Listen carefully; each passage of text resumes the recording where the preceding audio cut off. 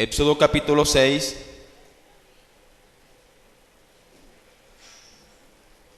Gloria a Jesús. Y busque versículo 6. Vamos a leer dos versículos allí. Versículo 6 y versículo 7. Y lo hacemos en el nombre del Padre, y del Hijo, y del Espíritu Santo.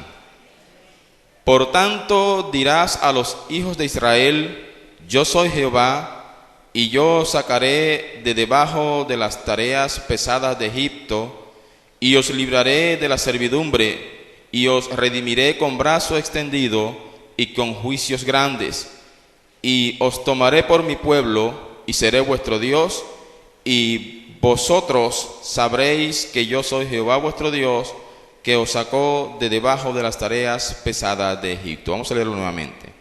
Por tanto, dirás a los hijos de Israel: yo soy Jehová, y yo os sacaré de debajo de las tareas pesadas de Egipto, y os libraré de su servidumbre, y os redimiré con brazo extendido y con juicios grandes, y os tomaré por mi pueblo, y seré vuestro Dios, y vosotros sabréis que yo soy Jehová vuestro Dios, que os sacó de debajo de las tareas pesadas de Egipto. Puede sentarse, darle la gloria a nuestro Dios.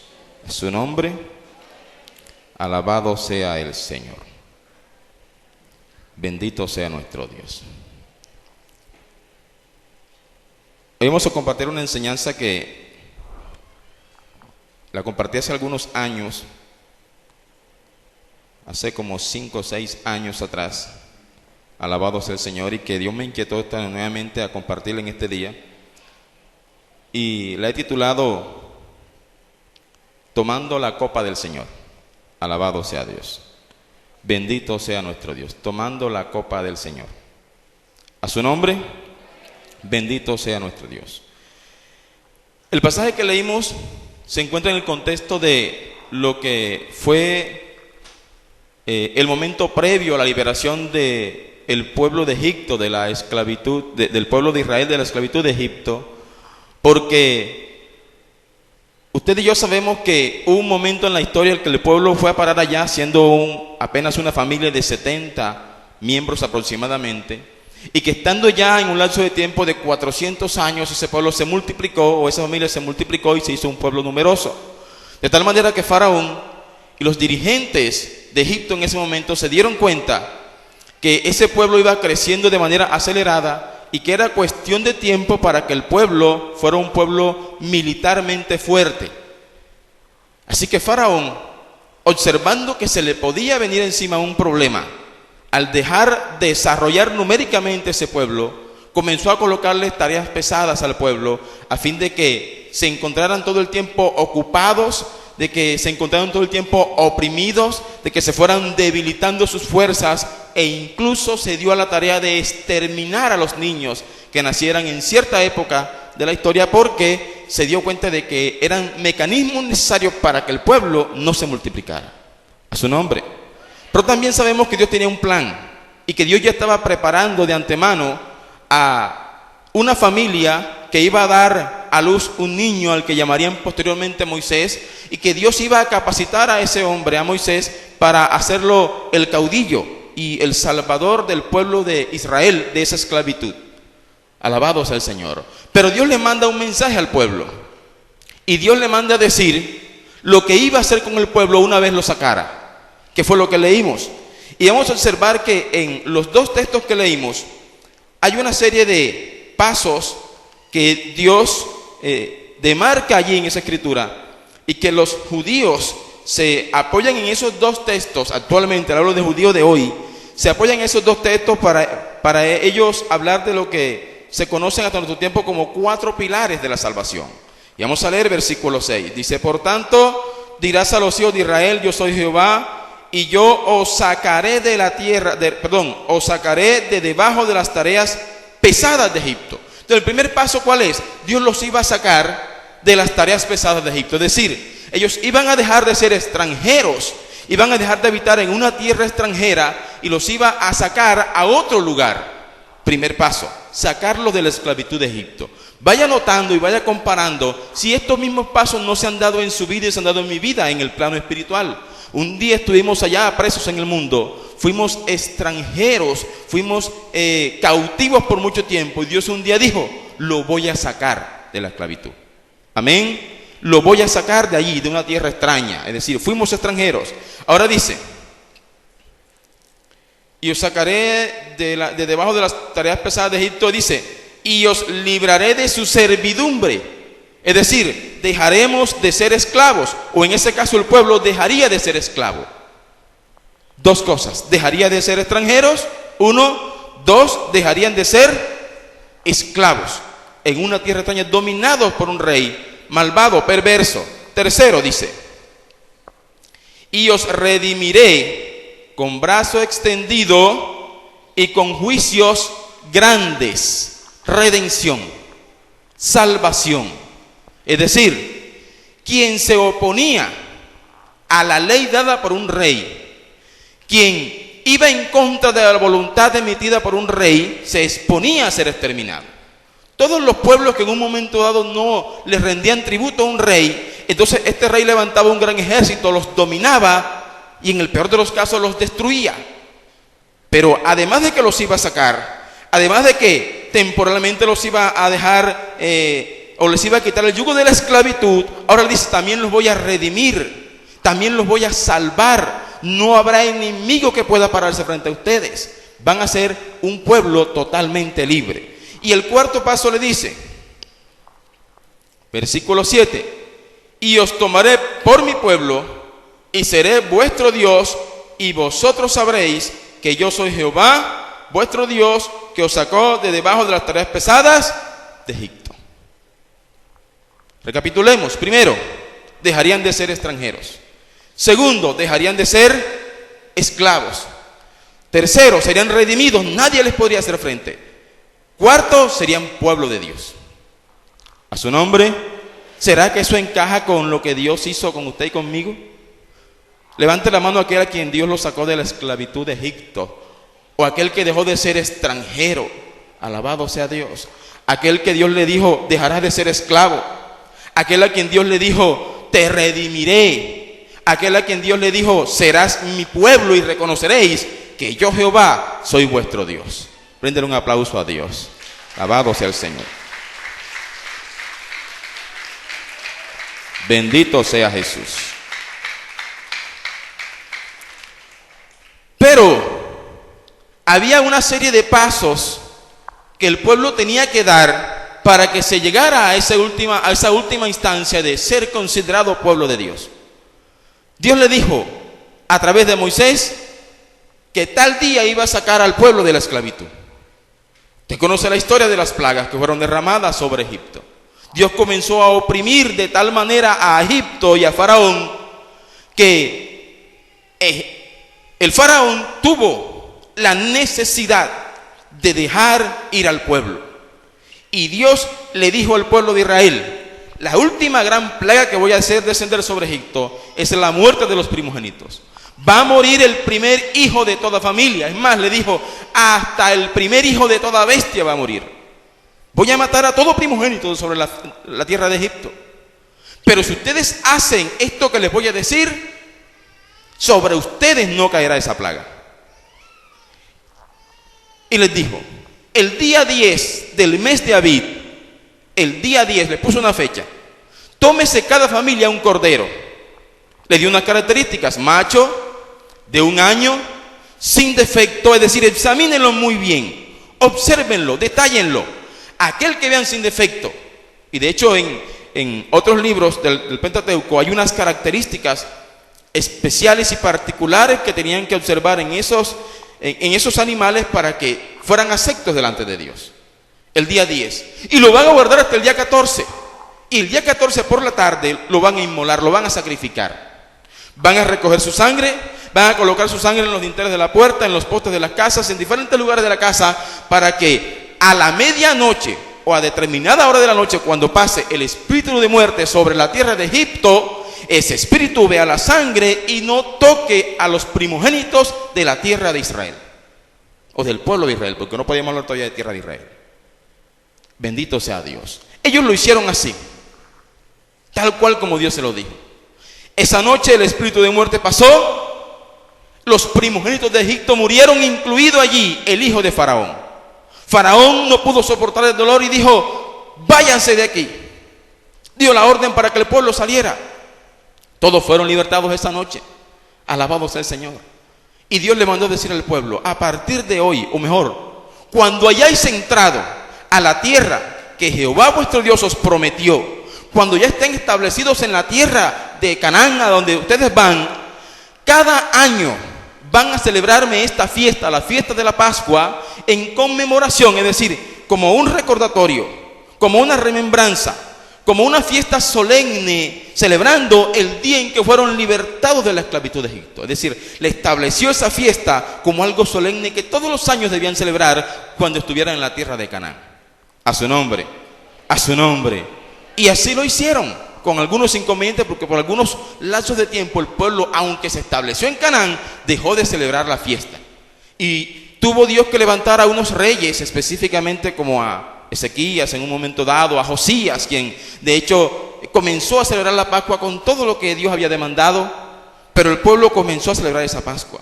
Pero nunca se le olvidó al pueblo esos 4 pilares, ¿sí? Y los judíos comenzaron a establecer dentro de la fiesta ya programada por Dios unos eventos litúrgicos, por así decirlo.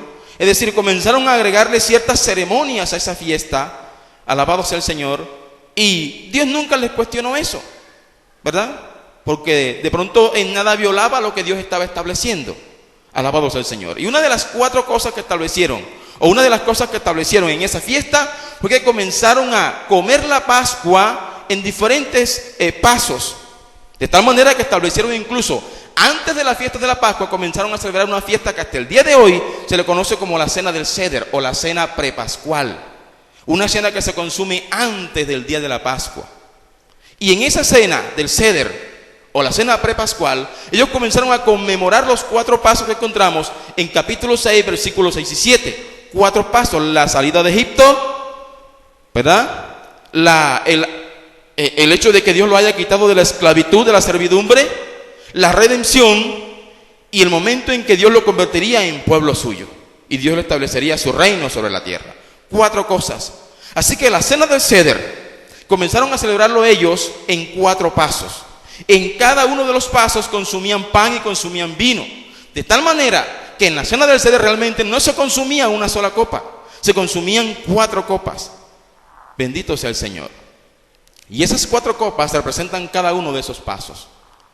Usted y yo sabemos que Jesús nació en Belén de Judá. Es decir, Jesús fue judío. De hecho, la mujer samaritana que lo estudiamos hace unos tiempos lo identificó como judío. A su nombre. Bendito sea el Señor. Y Jesús, siendo judío, desde el momento en que cumplió 1 año de edad quizás, comenzó a subir todos los años a Jerusalén a celebrar esa fiesta de la Pascua que Dios cientos de años atrás había instituido, había establecido sobre el pueblo. Todos los años subía seguramente José, María y Jesús. Y seguramente después que nació Jesús, como ahorita vamos a ver, y le nacieron otros hijos a María y a José, subía entonces la familia. Cada año se agregaba quizás 1 a la familia, o 2 a la familia, qué sé yo. Pero subían, por decirlo de alguna manera, religiosamente a cumplir la Pascua en Jerusalén. De tal manera que dice Evangelio según San Lucas, búsquelo por favor. Evangelio según San Lucas.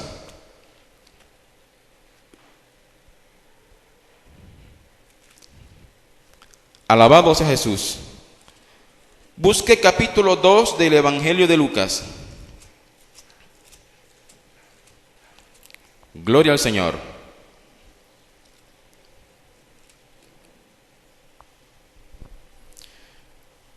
Versículo 41. Miren lo que dice. Iban sus padres, si los padres de Jesús, todos los años a Jerusalén en la fiesta de la Pascua. Y seguramente Jesús iba con ellos, porque en ese momento en particular Jesús fue con ellos. Siga leyendo, dice: y cuando tuvo 12 años, subieron a Jerusalén conforme a la costumbre de la fiesta. Al regresar ellos, acabada la fiesta, se quedó el niño Jesús en Jerusalén sin que lo supiesen José y su madre. Y pensando que estaba entre la compañía, anduvieron camino de un día y le buscaban entre los parientes y los conocidos. Pero como no le hallaron, volvieron a Jerusalén buscándole. Se establece un factor diferenciador entre lo que fue esa Pascua a los 12 años de la edad de Jesús y lo que pudieron haber sido las 11 Pascuas celebradas por Jesús en su vida anterior, ¿sí? O en el resto de su vida. Y es que ese día pasó lo que quizás 11 años atrás nunca había pasado. O en los 11 años atrás nunca pasó. Y fue que Jesús se extravió. Y lo buscaron. Y de hecho, como subían y bajaban cantidades de personas, comenzaron a buscar a Jesús. Y alguien dijo, de pronto se devolvió. Vamos a hacer conjetura de muchas cosas. Quizás José y María preguntaron, ¿han visto a Jesús? No. De pronto alguien dijo, ese pelado como que se devolvió. Búscalo en la compañía que hay de regreso. Salieron corriendo. Fueron y buscaron entre la multitud. No lo encontraron. Preguntaron nuevamente en Nazaret de Galilea. ¿Ha llegado Jesús aquí? No lo hemos visto. Interrogaron a los conocidos. Nadie lo vio.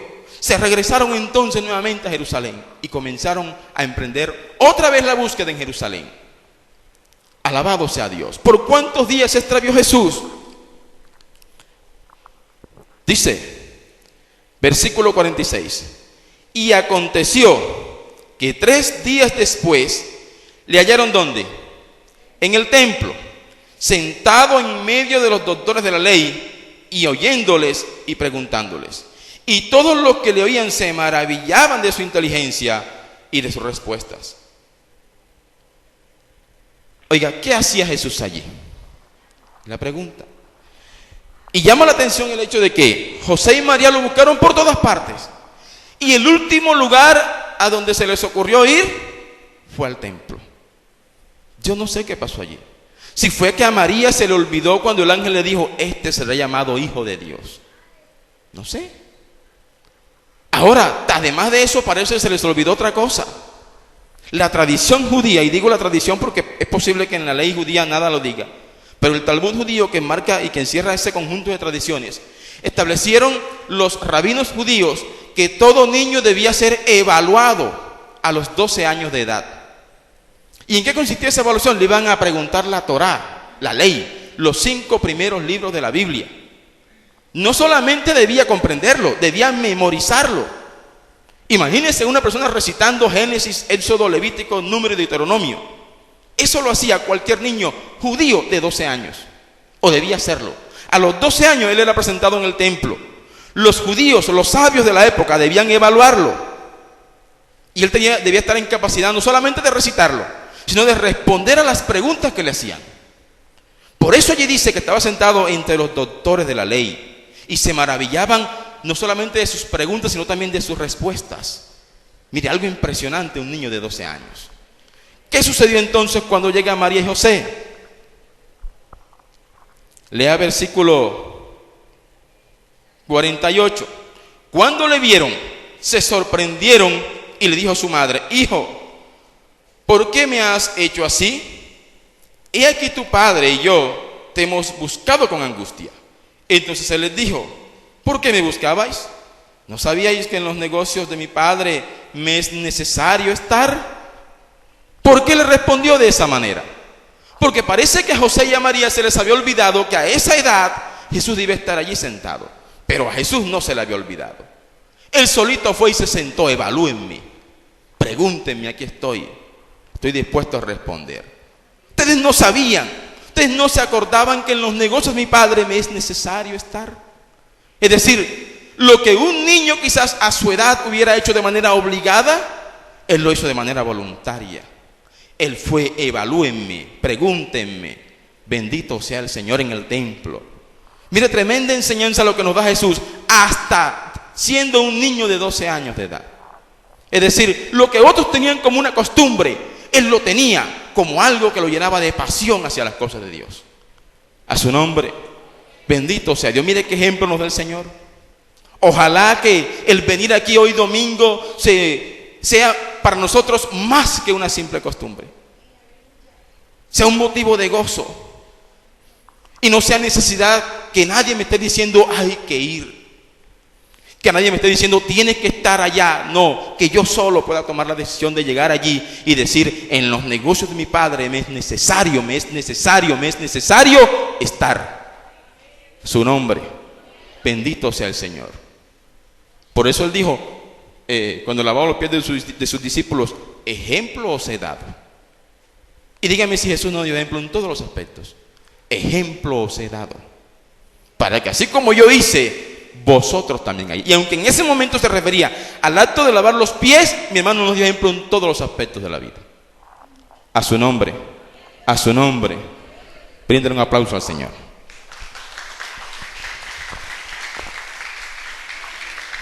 Alabado sea Jesús.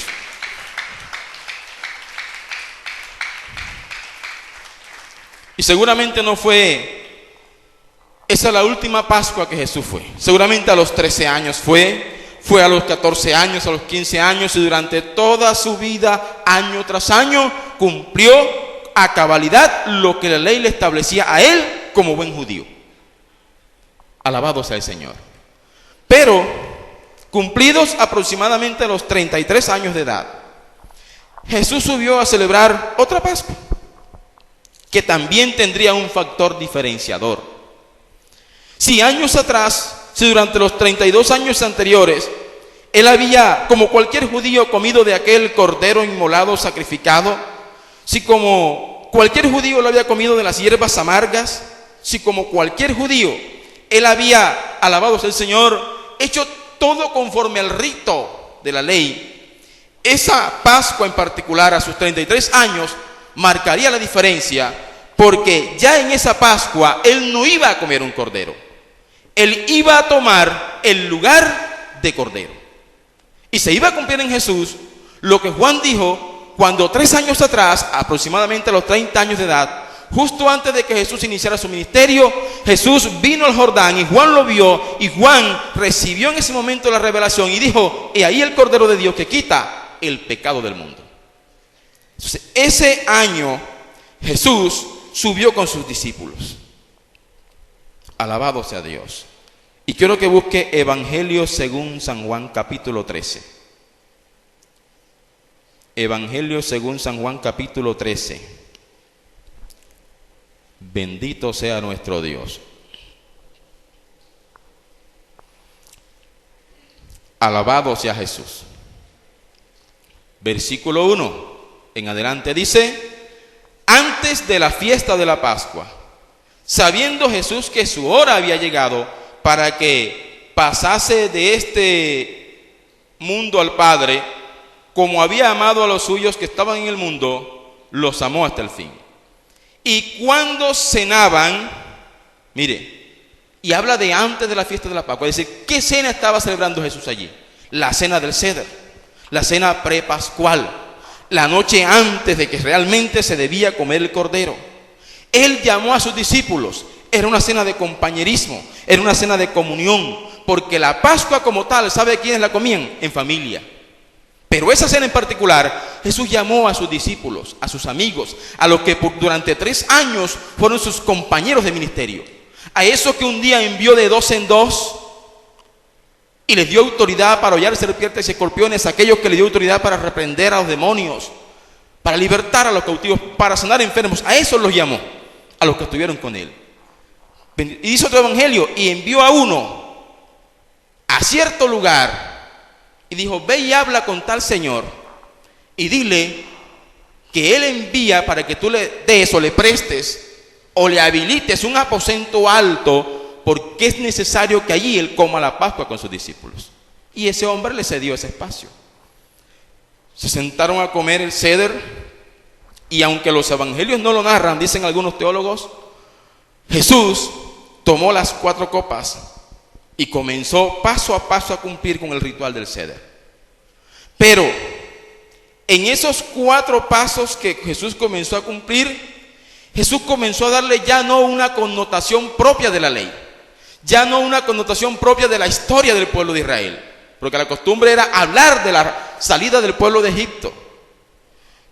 Pero él ahora comenzó a darle otra connotación, lo que iba a simbolizar o la importancia que iba a tener para el mundo entero la muerte de nuestro Señor Jesucristo.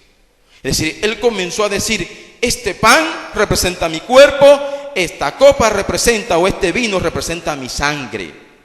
Él ya no comenzó a evocar tiempos pasados. Él ahora comenzó a decir, es necesario que hoy ustedes se den cuenta de quién está sentado con ustedes a la mesa. A su nombre, a su nombre. Busquen Lucas, alabado sea el Señor. Evangelio de Lucas, capítulo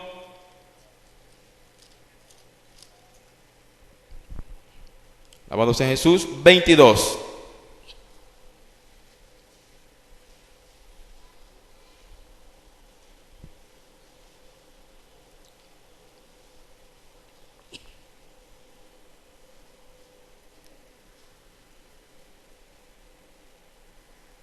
Versículo 13 en adelante, dice, repito, Lucas 22, versículo 13 en adelante, dice, fueron pues y hallaron como les había dicho y prepararon la Pascua. Esto tiende a confundir porque aunque ahí dice que prepararon la Pascua, es que a partir de ese momento se llamaba Día de la Preparación. Y todos los ritos que iban a hacer a partir de ese momento se le llamaba preparación de la Pascua, hasta que al día siguiente iban realmente a comer el cordero. Versículo 14 dice, cuando era la hora, se sentó a la mesa y con él los apóstoles, y les dijo, ¿cuánto he deseado comer con vosotros esta Pascua antes que padezca? Porque os digo que no la comeré más hasta que se cumpla en el reino de Dios. Y habiendo tomado la copa, dio gracias y dijo, tomad esto y repartidlo entre vosotros, porque os digo que no beberé más del fruto de la vid hasta que el reino de Dios venga. Y tomó el pan y dio gracias y lo partió y les dio, diciendo, esto es mi cuerpo que por vosotros es dado. Hacer esto en memoria de mí. De igual manera, después que hubo comido, tomó la copa. Mire, ahí ¿cuántas veces tomó la copa? 2 veces. Entonces los judíos acostumbraban a abrir la cena bendiciendo la primera copa. Le llamaban, alabado sea el Señor, la copa de la libertad o la copa de la liberación. Alabado sea el Señor. Y tomaban y bendecían la copa. Y en esa bendición conmemoraban ellos la salida de la esclavitud de Egipto. Comían pan. Luego de comer pan tomaban la segunda copa. Alabado sea Dios. Y en esa segunda copa celebraban la copa de la liberación. Bendito sea el Señor. Hablando ahora de ellos eran libres en el desierto. Bendito sea el Señor. Tomaban nuevamente pan y lo mojaban en vinagre o en una especie de tutti frutti. Era una salsa hecha de frutas. Tomaban el pan y comían y tomaban la tercera copa, a la que le llamaban la copa de la redención. Bendito sea Jesús. Y posteriormente a eso seguían comiendo y tomaban la última copa, que era la copa de la restitución, en donde les era devuelto a ellos el terreno que Dios les había prometido a Abraham. 4 copas. Alabado sea el Señor. Allí, y obviamente los evangelios no narran para nada ceremonias ni costumbres, por eso usted no encuentra narrada allí las 4 copas, ni la va a encontrar. Pero aquí solamente se narran 2, porque lo que intenta decir el evangelista es que lo que representa el pan y el vino es el cuerpo y la sangre del Cordero. A su nombre, a su nombre. Así que, alabado sea el Señor. Cuando Jesús tomó el pan y mientras cenaban, dice la Escritura, Él dijo muchas cosas. Usted lee Evangelio según San Juan desde el capítulo 13 hasta finalizar y observa que mientras ellos cenaban, Jesús también les hablaba muchas cosas. Y Él dio tremendos sermones allí. Allí oró por sus discípulos. Allí, dice Lucas, cantó con sus discípulos. Alabado sea el Señor. Muchas cosas conversaron. Y entre las muchas cosas que conversaron, mientras estaban comiendo sentados a la mesa, Jesús como anfitrión dijo, de cierto les digo que uno de vosotros me va a entregar. Cuando Él dijo eso, ¿qué pasó en la mente de los apóstoles? Imagínense que un día aquí el pastor Faustino se parara en el púlpito y dijera, de cierto os digo que uno de vosotros recogió las ofrendas. Imagínense qué vueltas no daría nuestra mente. Y uno pensaría, seguro que fue Lucho Arias. Él es el que recoge las ofrendas. Ah, pero el que la cuenta es Manuel Benítez. Mire qué vueltas no daría nuestra mente. Cuando Jesús dijo, de cierto les digo que uno de vosotros me va a entregar, todo el mundo comenzó a decir, ese es fulano, ese es fulano. Y otros de pronto más sinceros dirían, o más honestos dirían, ¿seré yo, Señor? ¿Seré yo? Juan estaba sentado a la derecha de Jesús. Dice el evangelista, dice el mismo Juan, que Pedro, que estaba a la distancia, le hizo señas a Juan y le dijo a Juan, pregúntale quién es. Estaban inquietos por saber. Le hizo señas para que Juan le preguntara. En ese momento, dice la Escritura, Juan se recostó al pecho del Señor y le preguntó, Señor, ¿quién es el que te va a entregar? Y como estaban en ese rito, Jesús tomó el pan y lo mojó en el plato y le dijo a Juan, Juan, aquel a quien yo diere el pan mojado, ese me va a entregar. Mojó el pan, se lo dio a Judas Iscariote y le dijo, haz lo que tengas que hacer. Los demás que no escucharon, porque Jesús como que se lo sopló en secreto a Juan, pensaron que Jesús le estaba diciendo a Judas que fuera a comprar más pan para seguir con la fiesta, para seguir con la conmemoración. Y como Judas era el que guardaba las ofrendas, dijeron, seguramente este mandó a Judas a comprar más pan. Y Judas, que entendió, dice otro evangelio, y en ese momento Satanás llenó el corazón de Judas y Judas salió. Alabado sea Dios. Por eso Jesús dice, o por eso el apóstol Pablo dice, que el que comiere de ese pan o bebiere de esa copa sin discernir el cuerpo y la sangre del Señor, será culpado ¿de qué? De la muerte del Señor. Es decir, Judas estaba comiendo del mismo pan, estaba bebiendo del mismo vino, estaba mojando el pan en el mismo plato, de la misma salsa, y no se había percatado que aquel a quien iba a entregar era su Mesías, era su Señor. La palabra discernir significa establecer diferencia entre una cosa y otra, o tener claridad de algo que estoy observando, que estoy percibiendo. En ese momento Judas no pudo discernir que ese que estaba allí era el cuerpo de Cristo, era el Mesías. Por eso quien come del pan y bebe de la copa, bebe del vino en pecado, no está siendo consciente de lo que hace. No se está dando cuenta que está pisoteando la sangre del Cordero. Y está siendo culpado de juicio. Está siendo culpado de la muerte del Señor. A su nombre, bendito sea el Señor. Pero dicen algunos, Jesús esa noche no bebió de las 4 copas. Jesús bebió las 3 copas e interrumpió la cena.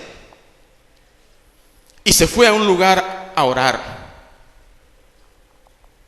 Esa última copa que bebió fue la copa de la redención, la copa del sacrificio. Por eso cuando fue al huerto de Getsemaní, oró al Padre y dijo, Señor, si es posible, ¿qué dijo?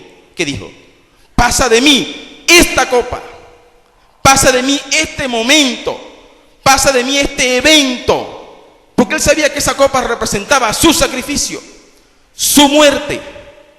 En cierta ocasión 2 apóstoles o 2 discípulos le preguntaron, Señor, o mandaron a la mamá y le dijeron, Señor, la madre le dijo, Señor, permite que en el reino mis 2 hijos se sienten, uno a tu derecha y otro a tu izquierda. Y le respondió, ¿podéis beber del vaso que yo beberé y bautizarse con el bautismo que yo bautizo o que yo fui bautizado? Ellos dijeron, podemos. Él les dijo, de cierto les digo que del vaso que yo beberé, beberéis, y con el bautismo que yo fui bautizado, seré bautizado, pero el sentaros a mi derecha y a mi izquierda no es mío daros. ¿De qué les estaba hablando? Que así como Él padecería por nuestros pecados, así sería necesario que ellos mismos padecieran por la causa del Señor. Por eso la pregunta hoy es, ¿podemos beber de la copa que el Señor bebió? ¿La copa del sacrificio? ¿La copa de la redención? Él interrumpió ese evento y dijo, de cierto les digo que a partir de ahora no beberé más del fruto de la vid hasta que lo beba nuevo con vosotros en el reino de Dios. ¿A qué se refería? A la 4ª copa. Falta la copa del reinado. El momento en que Cristo venga nuevamente a instaurar su reino, entonces llamará a sus amigos, llamará a sus consiervos, llamará a los que tienen su entera confianza y se sentará con ellos a comer nuevamente del pan y del vino en una cena de compañerismo, de comunión, de alegría, de gozo, de júbilo. Pero solo participarán de esa cuarta copa los que estén dispuestos a tomar la primera. Por eso, tomando o bebiendo de la copa del Señor. A su nombre, a su nombre.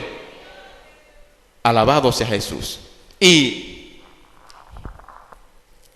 en el momento en que comían, Judas Iscariote se fue. Él salió al huerto de Getsemaní, interrumpió la cena, salió al huerto de Getsemaní, después de cantar el himno, dice Lucas. Y lo dije la semana pasada. Le dijo a sus discípulos: quedaos aquí, entre tanto que yo voy allá y oro. Quedaos aquí, velad y orad.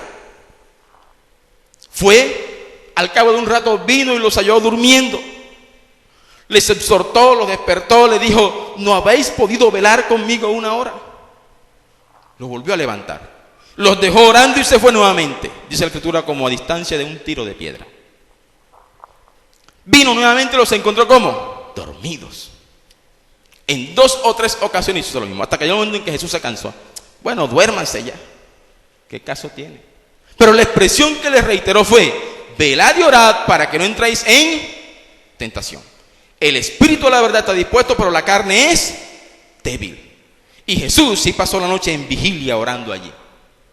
Él sabía que el cumplimiento de la tercera copa se iba a dar en su vida pocas horas después, poco tiempo después. Mientras pasaba eso aquí, Judas estaba ya al otro lado, hablando con los principales sacerdotes, con los alguaciles, con los fariseos. ¿Sí? En ese entonces no había luz eléctrica. Así que dice la Escritura, tomaron antorchas, candelabros, tomaron una guardia de fariseos y sacerdotes y se fueron con Judas. Y le dijeron a Judas: pero ¿cómo vamos a saber nosotros quién es? Por eso reitero siempre, si Jesús hubiese sido alto, blanco, ojos verdes, ¿usted cree que era necesario preguntar o era necesario buscar una forma de que le señalara quién era? No. Judas le dijo: bueno, aquel a quien yo diere el beso, aquel a quien yo besare, ese es. Alabado sea Jesús. Estoy parafraseando porque tengo dificultad para leer, tengo unos textos allí, pero no sé, la vista me falla por momentos. Alabado sea Jesús. Y Judas regresa con la compañía de soldados. Llegan al huerto de Getsemaní. Allí está Jesús. Él se acerca donde Jesús. Imagínense que Judas se hubiera equivocado. Póngase a pensar en eso. Imagínense que Judas hubiese besado a Pedro, por ejemplo. No había luz eléctrica. Un judío se parecía al otro. Entonces hubiera sido Pedro el masacrado. Pero bueno, él no se equivocó. Usted lo sabe, yo lo sé. Él besó al maestro y el Señor le dice: Judas, con un beso entregas a tu maestro. En ese momento, los discípulos que estaban a su alrededor, que entendieron, que estaban a cierta distancia, que entendieron lo que estaba sucediendo, vinieron. Pedro, el fortachón, el de carácter fuerte, sacó la espada y le tiró a volar la cabeza a un soldado. Le garantizo que le tiró a volar la cabeza. El soldado logró apartar la cabeza y como la oreja le quedaba al descubierto, porque el casco de cierta forma así, le voló la oreja. Gracias a Dios ese hombre era hábil. Bueno, aunque yo creo que Jesús también le hubiera pegado la cabeza. Usted sabe que después Jesús tomó la oreja, oró por él y su oreja fue restaurada. Bueno, Jesús le hubiera podido también pegar la cabeza. Alabado sea Dios. Pero miren de qué les estaba previniendo Jesús un momento antes. Velad y orad para que no entréis en tentación. Si Pedro y los demás compañeros hubieran estado velando y orando, de seguro su actitud hubiera sido otra. ¿Cuántos lo creen? Hubiera sido otra. Pero ¿por qué respondemos a la mala muchas veces? ¿Por qué? Porque nos falta, ¿verdad? Porque necesitamos más y rápidamente caemos en tentación. Alabado sea el Señor. Jesús, bueno, alguien pudo haber dicho, bueno, ¿y quién iba a dormir? Jesús, ¿qué iba a dormir? ¿Quién duerme si sabe que al día siguiente lo van a matar? De pronto algunos de esos saben decir, ¿quién le iban a dar ganas de dormir? Pero no era eso. Jesús sabía que al día siguiente se iba a enfrentar ¿a quién? A las autoridades romanas, a las autoridades judías. Iba a ser interrogado de muchas maneras. Iba a ser azotado, vituperado, escupido, molido. Y él sabía que era necesario estar fortalecido con la oración para soportar lo que le venía al día siguiente. A su nombre, y padecer por su pecado y por mi pecado. La pregunta es, ¿está usted dispuesto? ¿Estoy yo dispuesto a beber de esa copa? Si en este momento saliera un decreto a nivel nacional que dijera, cerramos todas las iglesias evangélicas y está prohibido hacer culto en cualquier lugar del país, ¿cuál sería su posición y cuál sería la mía? ¿Cuál sería su actitud y cuál sería la mía? Alabado sea Dios. ¿Estaríamos dispuestos a padecer? Alabado sea el Señor. A su nombre, a su nombre. El rapto de la iglesia está cerca. Y yo estoy casi seguro de que se hace necesario de que antes que el rapto de la iglesia se dé, la iglesia va a ser apretada, la iglesia va a ser estrujada. Y así como Cristo allí en el huerto de Getsemaní fue exprimido, fue molido. Getsemaní, lo he dicho en varias ocasiones, significa trapiche, donde se molía, donde se pisaba la uva, un lagar. Jesús fue molido allí, porque Él derramó su sudor allí, compungido, llorando, entristecido. ¿Será que usted y yo estamos dispuestos a padecer esa misma situación cuando se dé el momento? ¿Estamos dispuestos a tomar de la copa del Señor? Es necesario que hoy nos examinemos. Alabado sea Jesús. Porque es muy fácil, es sencillo, extremadamente sencillo, llegar y comer el pan y beber del vino. Alabado sea el Señor. Pero ¿hasta dónde estoy dispuesto a padecer por el Señor? Si ya sé que Él me sacó de Egipto, paso número 1, dejé de ser extranjero. Si ya sé que Él me quitó mi condición de esclavo, número 2. 3, si ya sé que Él pagó el precio que yo debía llevar, ¿estoy dispuesto a beber de esa copa? Porque solo bebiendo de esa copa podré disfrutar de la cuarta copa, cuando lo beba nuevo con nosotros en el reino de los cielos. Dele un aplauso al Señor.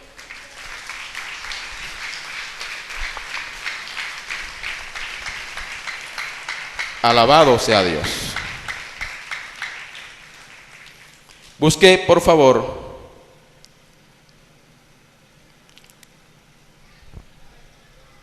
alabado sea el Señor. Primera carta a los Corintios.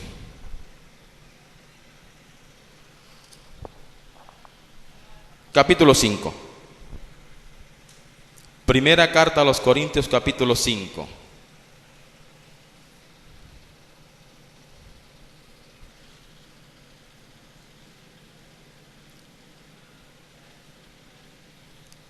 Versículo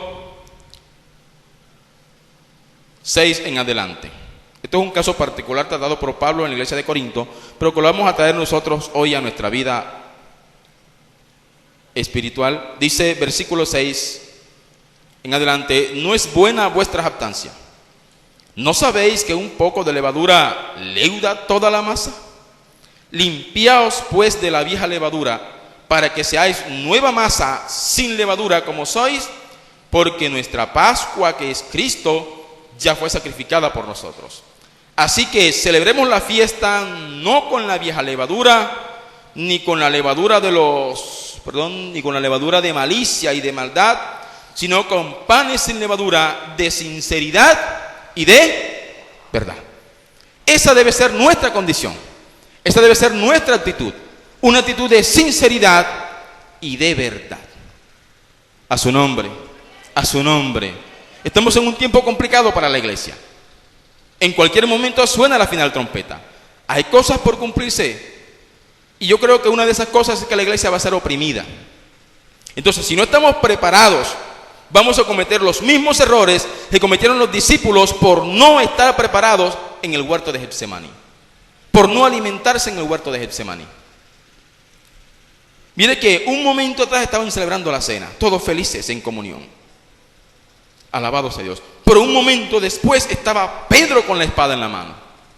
¿Cómo respondió? Y un tiempo después estaban todos negando al Señor, porque aparentemente fue solamente Pedro. Pero Jesús dijo: de cierto os digo que todos vosotros se escandalizarán de mí. Todos. Pero el caso de Pedro fue reafirmado porque Él le dijo, tú me negarás 3 veces. Pedro fueron 3, los demás todos se escandalizaron. Alabado sea el Señor. ¿Qué le faltó allí? Sinceridad y verdad. ¿Qué le faltó allí? Oración, velar, estar preparados.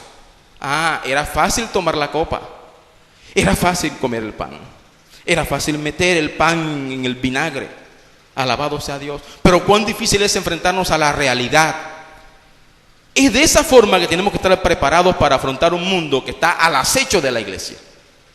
Ya hay países en África, no sé si en Europa, pero hay países en África en donde ya es casi que totalmente prohibido predicar el evangelio, y quienes lo hacen tienen que hacerlo de manera clandestina. ¿Usted cree que eso está muy lejos de llegar aquí? Usted se da cuenta que cada vez que sube un político emite o monta proyectos o emiten leyes que usted sabe que están en contra de la Escritura. El matrimonio homosexual es cuestión de días para que se dé. La adopción de niños por parejas homosexuales es cuestión de un tiempo para que se dé. Alabado sea el Señor. ¿Cree usted que está muy lejos que en un momento dado digan vamos en contra del evangelio? No está muy lejos. La pregunta es, ¿cuántos estamos dispuestos a beber de la copa del Señor? De la copa del sufrimiento.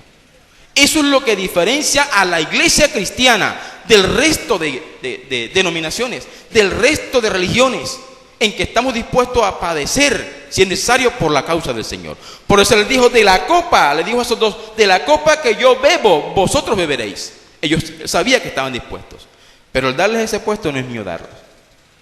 A su nombre, bríndele un aplauso a nuestro Dios.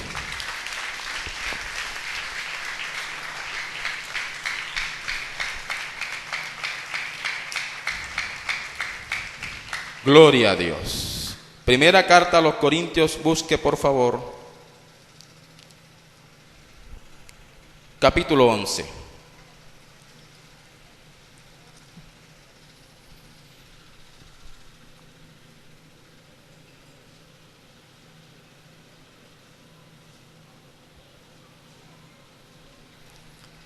Versículo 23 en adelante dice: porque yo recibí del Señor lo que también os he enseñado, que el Señor Jesús, la noche que fue entregado, tomó pan, y habiendo dado gracias lo partió, y dijo: tomad, comed, esto es mi cuerpo que por vosotros es partido, haced esto en memoria de mí. Asimismo tomó también la copa después de haber cenado, diciendo: esta copa es el nuevo pacto en mi sangre, haced esto todas las veces que la bebiereis en memoria de mí.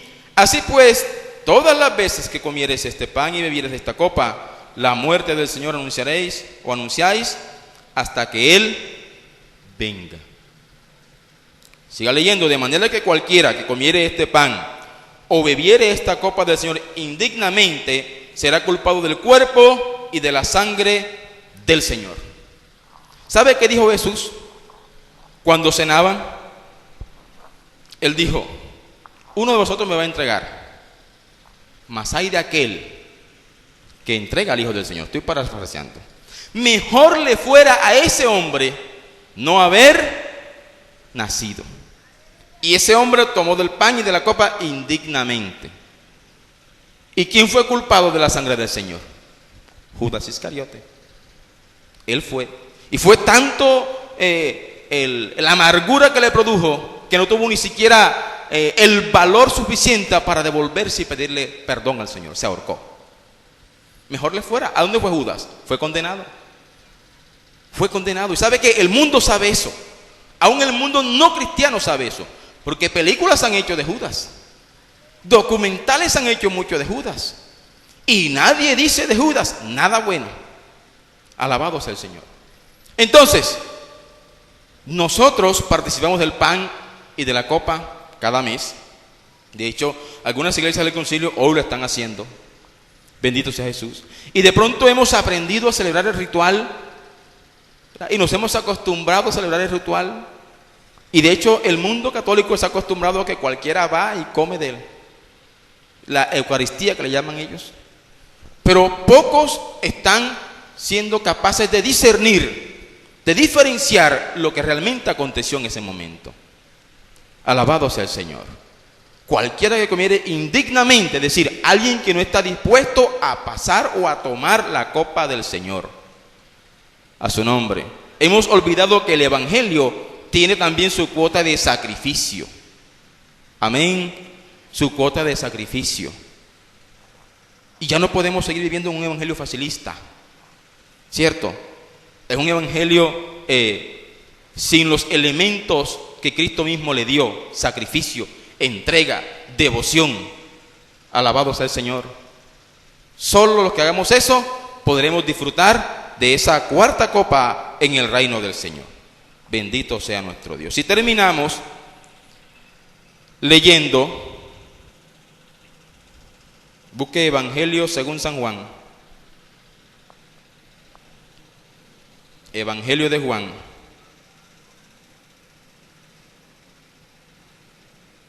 Bendito sea el Señor.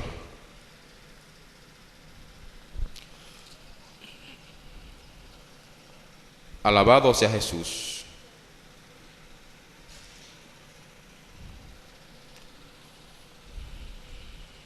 Evangelio de Juan, capítulo 19.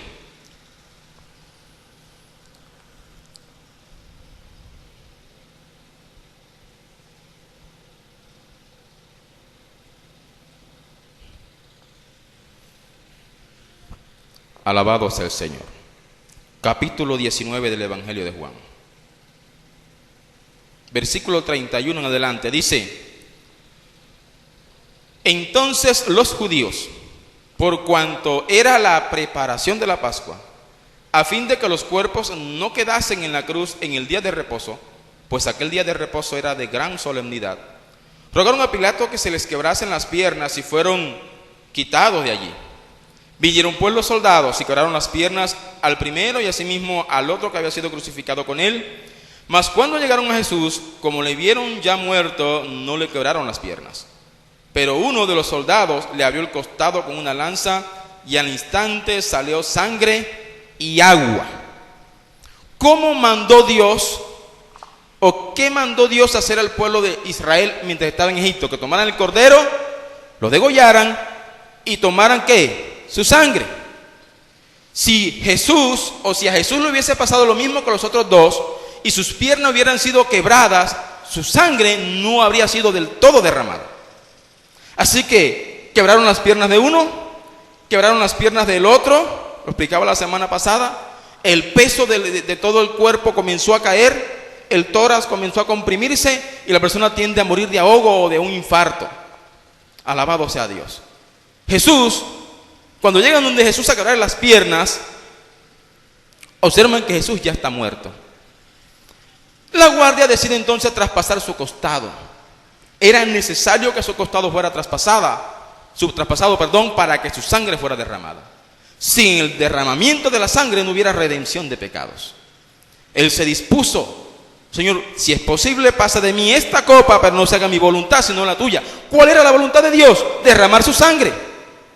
¿Para qué? Para que usted y para que yo voluntariamente tomemos esa sangre y la colocara en el dintel de la puerta, en los postes de la casa. Por eso es que ya Él murió por todos, pero no todos están dispuestos a colocar la sangre, para que el espíritu de muerte no entre. Alabado sea el Señor.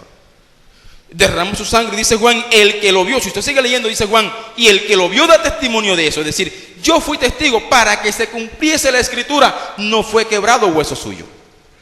Alabado sea el Señor. Es decir, mi querido hermano, que lo que hace unos días dejó de celebrar el mundo católico, la religión tradicional, el mundo no lo ha entendido. Usted y yo lo hemos entendido por la misericordia de Dios. Amén. Ya usted y yo hemos aceptado la sangre del Cordero. Ya el espíritu de muerte pasa por aquí y por allá, pero como usted está manchado con esa sangre, alabado sea Dios, ese espíritu de muerte no llega a su vida, a su nombre. Pero ahora se hace necesario que usted y yo también tomemos de la copa que Él tomó, es decir, sacrificio. Ponga usted y ponga yo una cuota de sacrificio, y ese es esforzarme para que, llegado el momento, pueda disfrutar con el Señor de esa cuarta copa, la copa del reino. la copa de la restitución, en donde lo que se me quitó a mí en el huerto de Edén me será devuelto, el dominio sobre la tierra. La Biblia dice que los justos heredarán, ¿qué? La tierra. Colóquese de pie, y si usted cree que Dios le habló, dele gracias a Dios. Alabado sea nuestro Dios.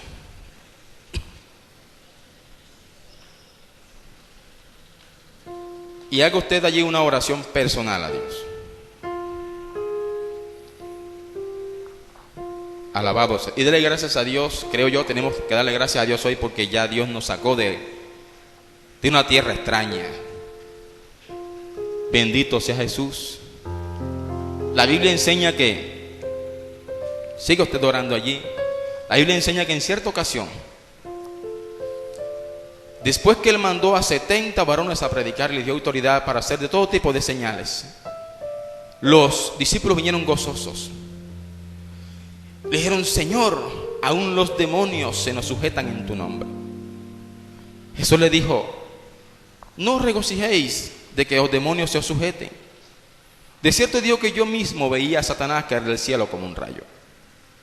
Más bien gozaos de que vuestros nombres estén inscritos en los cielos. Alabado sea Jesús. Es decir, usted tenía un registro civil, o tiene un registro civil en la tierra. Usted lo busca en una notaría o en una registraduría, le dan esa información. Pero desde el momento en que usted aceptó al Señor, desde el momento en que usted tomó esa sangre y la colocó en los dinteles de la puerta de su casa, de su vida, para que el espíritu de muerte no pasara por usted, su nombre fue inscrito en los cielos, en un libro que se le llama, la Biblia le llama el libro de la vida. Es decir, que si en este momento viene el Señor, o se da el rapto de la iglesia, mejor, y su nombre aparece en ese libro, usted y yo volaremos a la presencia de Dios. Pero es posible que eso se dé mañana o pasado mañana, o en un mes, o en algunos años, no lo sé.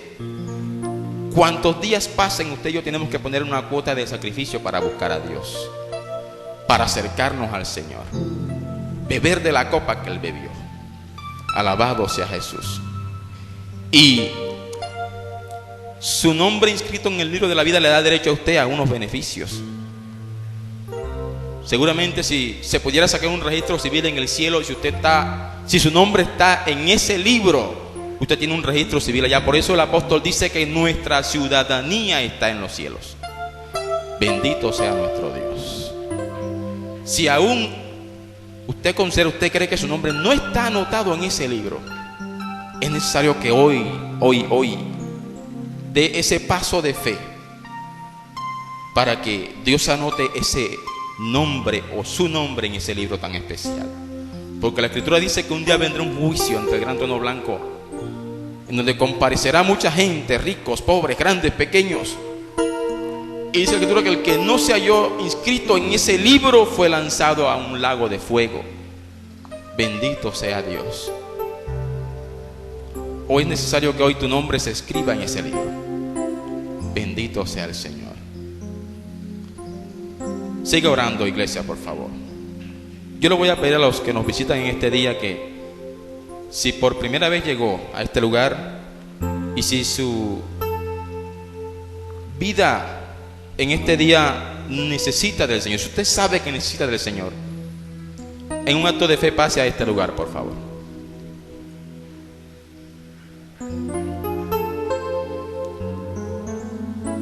Cierre sus ojos y comience a pedirle allí a Dios, o comience a decirle a Dios cuánto necesita de Él. Un día yo estuve muerto en delitos y pecados. Muchos de los aquí presentes estuvimos muertos en delitos y pecados. Reconocimos que necesitábamos salvación. Sabíamos que nuestro nombre estaba escrito, pero no en el libro de la vida. La Biblia habla de otros libros, y que esos ricos, grandes,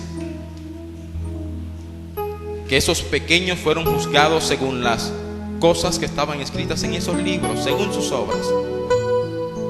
Yo no sé, quizás haya un libro que diga el libro de la mentira y tu nombre esté allí, o quizás haya un libro que diga el libro del adulterio y tu nombre esté allí, o el libro de la fornicación y tu nombre esté allí, o el libro de la hechicería. o el libro del orgullo, de la rebeldía. No sé dónde está tu nombre escrito, pero hoy dile: Señor, quiero que borres mi nombre de ese libro y lo escribas en el libro de la vida. Estoy dispuesto a beber de esa copa, de la copa del sacrificio. Estoy dispuesto a vivir para ti. Ore a Dios allí con su corazón. Yo ahorita la voy a guiar en una oración, pero en este momento necesito que sea usted y Dios que ore. Bendito sea tu nombre, Señor. Gracias, Dios. Delante de ti están estas personas, oh Dios.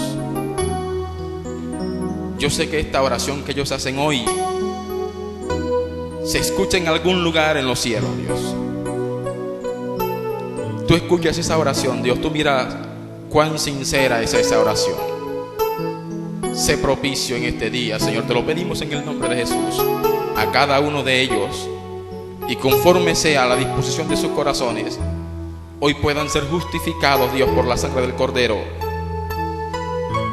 Sus nombres sean borrados, Dios, de cualquiera que sea el libro donde están escritos, Dios mío, y sean escritos, sean anotados en el libro de la vida, para que junto con aquellos que ya hemos alcanzado ese privilegio, un día podamos degustar los beneficios de la vida eterna, Señor. Ahora sí voy a pedir a los que están aquí al frente que repitan conmigo esta oración. Señor, repita conmigo: Señor, he escuchado tu palabra. Reconozco que tu palabra es la verdad. Sé que soy pecador y que necesito redención. También sé que un día tu Hijo Jesús pagó el precio que yo debía pagar.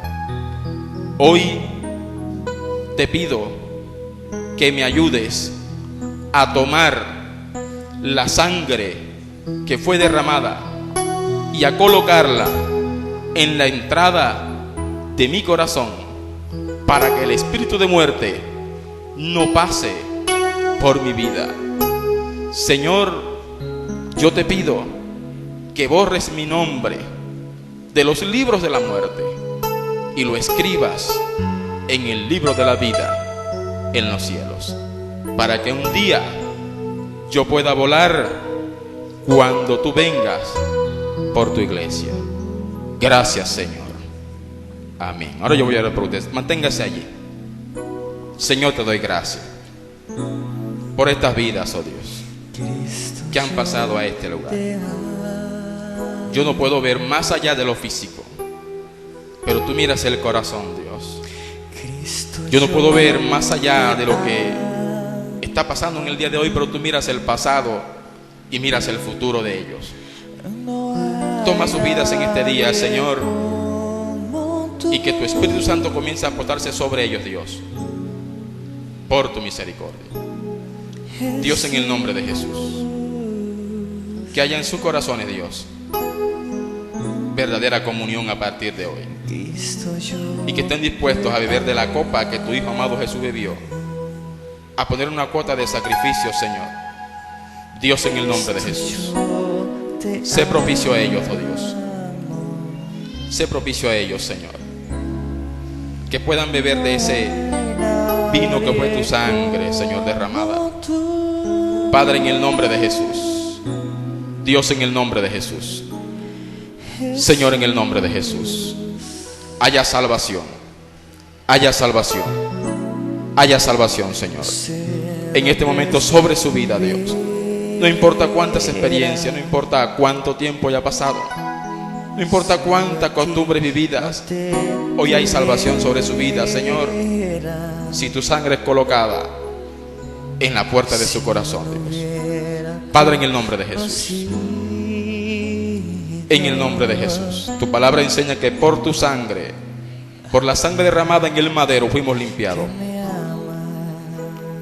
Hoy ella reconoce que esa sangre ha limpiado de su pecado, Señor. Tómala en el nombre de Jesús de Nazaret y límpiala, para que sea un vaso útil en tus manos, Dios. En el nombre de Jesús. Dios, en el nombre de Jesús. Toma su vida, Señor. Y permite que te conozca, Señor. Que haya una relación personal, sin mediadores, Señor, entre ella y ti, oh Dios. En el nombre de Jesús. Padre, en el nombre de Jesús. Dios, en el nombre de Jesucristo. Él necesita de ti, Señor. Y hoy lo ha reconocido. Ha dado un paso importante. Sabe que fuera de ti, que separado de ti, nada puede hacer, Señor. Que más allá de sus fuerzas, nada puede hacer. Pero cuando siente que el problema es más grande que él, Señor, entiende que tú, Señor, eres el único que puede ayudarle. Dios, en el nombre de Jesús. En el nombre de Jesús, Dios. Toma su vida desde ahora, Dios. Séllala con la sangre del Cordero, para que el espíritu de muerte no pase más por su vida. Que hoy reciba salvación, que hoy reciba liberación, que hoy reciba redención, Señor, y esté dispuesta a poner la cuota de sacrificio que se requiere para que lleguemos un día a la vida eterna, Dios. Gracias, Dios. Gracias, Señor. Gracias, Dios. Bendito sea tu nombre, Dios. Oh, gloria a tu nombre, Señor. Si alguien está enfermo, si necesita oración por alguna enfermedad, pase a este lugar, por favor. Bendito sea Jesús. No hay nadie como tú, Jesús. Alabado sea Dios. Invito a mi hermana Leonor que me ayude a orar por acá. Mi hermano Hermer se fue. Está por allí. Que me ayude a orar por aquí por los hermanos que han pasado al frente, que necesitan oración por alguna enfermedad. Usted que está allá en su silla, por favor, colóquese en oración a favor de estas vidas que necesitan del Señor. Bendito sea tu nombre, Dios. Dios, tu palabra enseña que por las llagas de Cristo fuimos sanados. Hemos creído esa tu palabra. Creemos también que nos has dado plena autoridad para orar por los enfermos y ellos serán sanados, Señor. Tenemos autoridad para reprender toda fuerza de las tinieblas. Por eso en esta hora, Señor, hacemos uso de esa autoridad. Y en el nombre de Jesús, en ese nombre que es sobre todo nombre, ponemos nuestras manos sobre nuestros hermanos que han pasado a este lugar porque se encuentran enfermos, y creemos, Dios, que toda enfermedad huye de sus cuerpos en el nombre de Jesús. Reciben sanidad ahora y liberación de cualquier opresión espiritual en el nombre de Jesús. Dios, en el nombre de Jesús. Dios, en el nombre de Jesús. Sánale, Dios, en el nombre de Jesús. Hay sanidad. Hay sanidad en el nombre de Jesús. En el nombre de Jesús. Recibe sanidad ahora por las llagas de Cristo y en el nombre de Jesús. Cualquier sea la enfermedad, desaparece de sus cuerpos en el nombre de Jesús. Dios, en el nombre de Jesús. Padre, en el nombre de Jesús. Padre, en el nombre de Jesús. Desautorizamos la enfermedad. Echamos fuera de su cuerpo toda enfermedad. En el nombre de Jesús. En el nombre de Jesús. Porque tu palabra dice que para el que cree todo es posible. Ellos han pasado a este lugar creyendo que tú puedes hacer la obra, Señor. Y yo creo, Dios, que tú estás en este lugar para sanar cualquiera sea la enfermedad. En el nombre de Jesús. Padre, en el nombre de Jesús.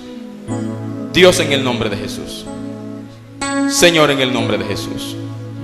También clamamos, Dios, por nuestros hermanos que están enfermos, Señor, a la distancia. En tus manos colocamos a nuestra hermana Jenny. Dios, ella ha testificado de las muchas cosas que tú has hecho en su vida, Señor. Ahora nuevamente le ha visitado la enfermedad, pero ella sigue creyendo en ti, Señor. Ella sigue confiando que tú puedes hacer la obra y aún mejor, porque eres todopoderoso. Nosotros también lo creemos, Dios. Por eso en esta hora, en el nombre de Jesús, enviamos la palabra de sanidad sobre su cuerpo, Señor, y que aún la ciencia, Señor, que un día se asombró de lo que hiciste en ella, hoy haya mayor asombro, Señor, porque te ha servido, porque se ha guardado, porque es tu hija, Señor. Sea sana en el nombre de Jesús. Señor, cualquiera que sea la enfermedad, cualquiera sea la causa, desaparece ahora de su cuerpo en el nombre de Jesucristo. Y te damos gracias, Señor. Si cualquiera de mis hermanos padece de algo, Señor, de los que no pasaron a este lugar, también obra conforme a su petición, Señor, y muestra tu gloria sobre ellos, para que en todo y en todos sea glorificado tu nombre, Señor.